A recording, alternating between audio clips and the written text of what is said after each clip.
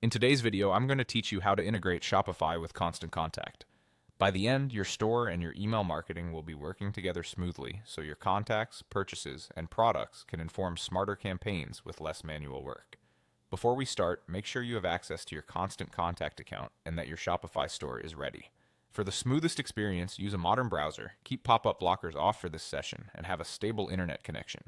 If you manage multiple stores or accounts, double-check you're working in the right one to avoid confusion later. First, log in.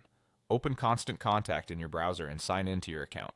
It's best to use an account with the ability to manage integrations. If others share your device, ensure you're signed in only to the account you intend to connect, as overlapping sessions can occasionally cause hiccups. Next, go to Integrations. From your Constant Contact dashboard, look for the section labeled Integrations or the App Marketplace. This is where all available connections live. Opening it will show you a searchable catalog so you can quickly find what you need without digging through multiple menus. Now search for Shopify.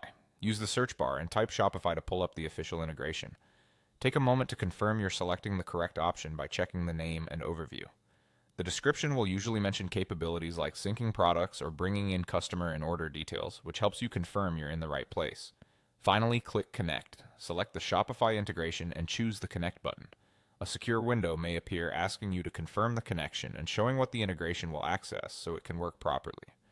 Review the details and proceed. Keep the window open throughout this process. Closing it too early may interrupt the setup. When the connection completes, you'll see a confirmation and your Shopify store listed as connected inside Constant Contact. If the Connect button doesn't respond, try refreshing the page, disabling any pop-up or script blockers, or signing out and back in. Make sure you're using an account with the right permissions. If something looks off, verify that you're on the correct store before trying again. Once connected, you'll be ready to put your store data to work, segmenting contacts based on activity, showcasing products and emails, and building automations that respond to what shoppers do.